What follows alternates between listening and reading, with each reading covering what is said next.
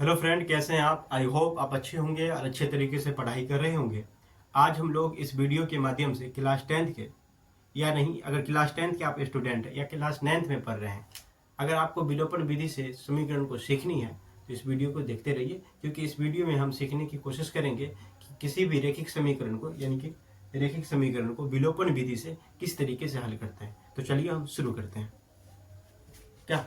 चलिए देखिए भाई, सबसे पहले अगर इस तरीके से समीकरण दे दिया जाए तो सबसे पहले आप समीकरण 1 लिखिए, इसको समीकरण 2 लिखिए। इतना समझ में आ गया। उसके बाद क्या करनी है, कुछ नोट लिख देते हैं। आप नोट करके अपनी कॉपी में लिख लीजिएगा। जैसे नोट पहला ये कि देखो पहला काम क्या करेंगे। इस तरीके से समीकरण दिया रहेगा तो समीकरण 1 और समीकरण 2 लिखना है। और उसके बाद हमारा काम क्या होगा कि बराबर की इस साइड हमको देखना है कि कोई चीज़ बराबर है या नहीं, यानी कि कोई चर बराबर है क्या नहीं। तो यहाँ पर देखो x और y बराबर है। तो देखिए, जब समीकरण में अगर x एक प्लस प्लस दिखता है, क्या दिखता है, सबसे पहले तो ये बराबर देख लेना है। तो देख लिए कि हमारे y बराबर है। दूसरी बात, अगर माइनस माइनस दे तो समीकरण को हम घटाने पर लिखते हैं। क्या लिखते हैं? घटाने पर।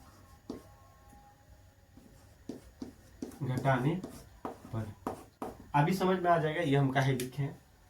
दूसरा, अगर प्लस माइनस देखें, प्लस माइनस या माइनस प्लस दिखे तो भी हम लिखते हैं जोड़ने पर। क्या लिखते हैं? जोड़ने पर। ठीक है, याद रखिएगा इस बात को।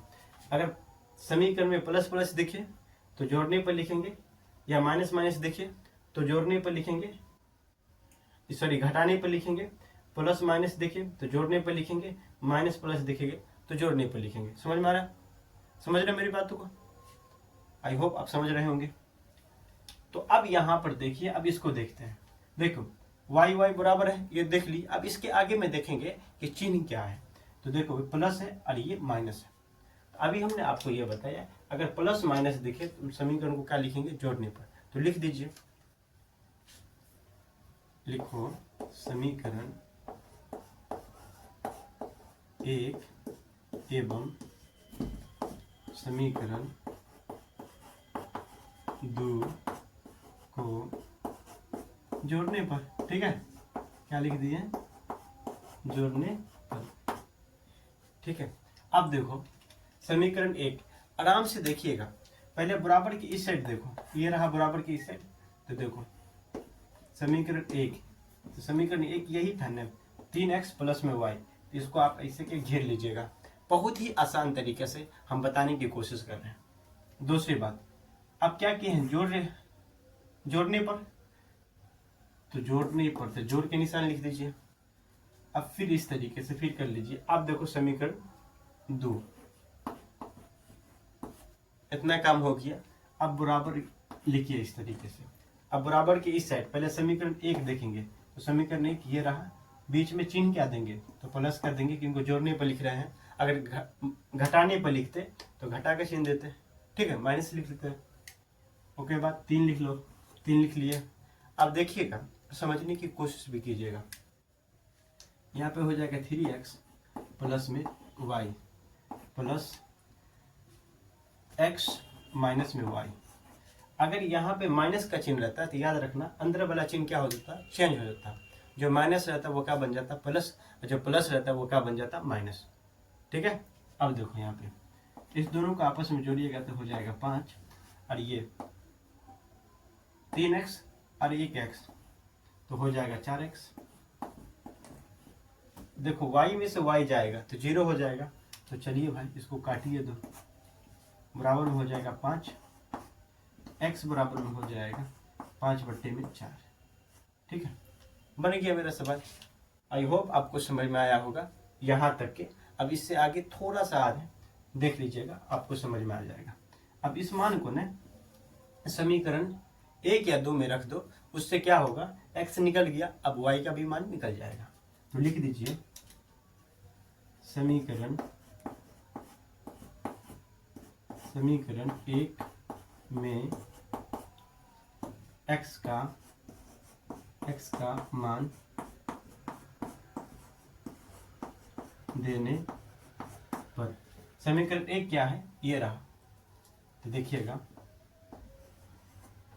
3 और गुने, देख याद रखना जब चिपका हुआ शब्द रहे ना इस तरीके से, इसके बीच में कुछ छुपा होता है। वो क्या छिपा होता है, तो गुना छुपा होता है। मतलब ऐसे लिखा हुआ है, जैसे कि देखो इसके आगे में प्लस छुपा है ना, उसी तरीके से गुना भी छुपा रहता है। याद रखना इस बात को। तो हम गुना की चिन्ह लिख दिए। अब x हमारा मान निकल चुका है 5/4, तो लिख दीजिए 5/4। प्लस है तो प्लस लिख दो, y बराबर में हो जाएगा। अब देखिए इसको गुना कीजिएगा तो 15 हो जाएगा। अगर कटता तो काट देते, जिस तरीके से भिन्न गुना आप बनाते हैं, ठीक है। तो नहीं कट रहा है तो सामने से गुना कर दो। 5 या 15 बट्टे में हो जाएगा 4, प्लस में y बराबर में 2। अब देखो y, ये प्लस उधर जाएगा तो क्या बन जाएगा दोस्त, माइनस बन जाएगा। अब 1 हो जाएगा। ये देखिएगा आप, ये हो जाएगा 4, 4 दूना क्या हो जाएगा 8, माइनस में 15, ठीक है। ठीक 15। अब घटा लो भाई, घटाओगे तो -7 हो जाएगा। हमेशा हम जो चिन्ह लिखते हैं हमेशा बड़ा का चिन्ह लिखते हैं। तो 15 यहाँ पे बड़ा है तो यही लिख दिए, -7/4। आई होप आपको ये समझ में आया होगा। हमारा समय बन चुका है, हम चाहते हैं कि आप सीख भी चुके होंगे। फिर से एक बार देखो लिख देते हैं, हम बताने की कोशिश करते हैं क्या कि सबसे पहले ऐसा समीकरण देखिएगा तो समीकरण 1 और समीकरण 2 लिख लीजिएगा। दूसरी बात देखिएगा कि कोई समीकरण कुछ बराबर है या नहीं, यानी कि चर कोई बराबर है या नहीं। यहाँ पर देखो y बराबर था। उसके बाद हमारा जो काम होता है कि उसके आगे में ये देखते हैं कि चिन्ह क्या है। तो यहाँ पे देखो प्लस है और माइनस है, मैंने यहाँ पे लिख दिया है। अगर प्लस माइनस आ जाए तो समीकरण को जोड़ने पे लिखेंगे, या माइनस प्लस आ जाए तो, या माइनस और प्लस आ जाए तो समीकरण को जोड़ने पे लिखेंगे। ठीक है, अब आपको समझ में आ गया होगा कि हमने ये काहे लिखा। अब देखिए तो लिख दिए वही समीकरण 1 एवं समीकरण 2 को जोड़ने पर। समीकरण 1 एवं समीकरण 2 को जोड़ेंगे तो देखो सबसे पहले बराबर के इस साइड वाला लिख लेंगे, हमने लिख लिया। उसके बाद बराबर के उस साइड वाला लिखेंगे, तो बराबर के उस साइड वाले हमने लिख लिया। अब बराबर हम जाएंगे। अब देखो बराबर के इस साइड प्लस, तो पहले समीकरण 1 वाला लिखेंगे और जोड़े हैं तो प्लस लिख दिए, फिर 3 लिख दिए। इस तरीके से सॉल्व कर देंगे और जो मान निकल जाए, ठीक ना, समीकरण 1 में दे दीजिएगा या समीकरण 2 में दे दीजिएगा, तो आपका सवाल बन जाएगा। आई होप आपको ये समझ में आया होगा। अगर समझ में आया है तो इस वीडियो को इस चैनल को सब्सक्राइब कर लीजिए। जी नहीं, ऐसा कभी नहीं करना। आप अपने दोस्तों को तक इस वीडियो को पहुंचाइए। अगर क्लास 10th में है तो बहुत सारे वीडियो को मैंने इस पर अपलोड किया है, क्लास 10th के मैथ के, और हर रोज इस पर वीडियो अपलोड किया जा रहा है। अगर क्लास 9th में है तो भी आप इस चैनल से जुड़ जाइए।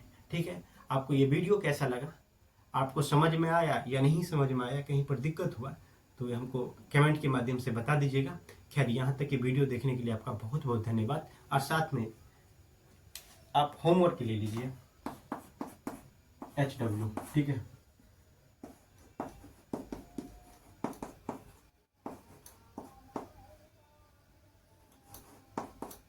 ये बनाइएगा और बना के चेक कीजिएगा कि आंसर कितना आता है, अब से बन पाता है या नहीं। चलो हम यहाँ पर चेन माइनस कर देते हैं, यहाँ पर माइनस हो जाएगा। ठीक है, कमेंट करके बताइएगा कि कितना आंसर निकला। अगर नहीं बना वो भी कमेंट कर दीजिएगा, तो हम अगले वीडियो में बना देंगे।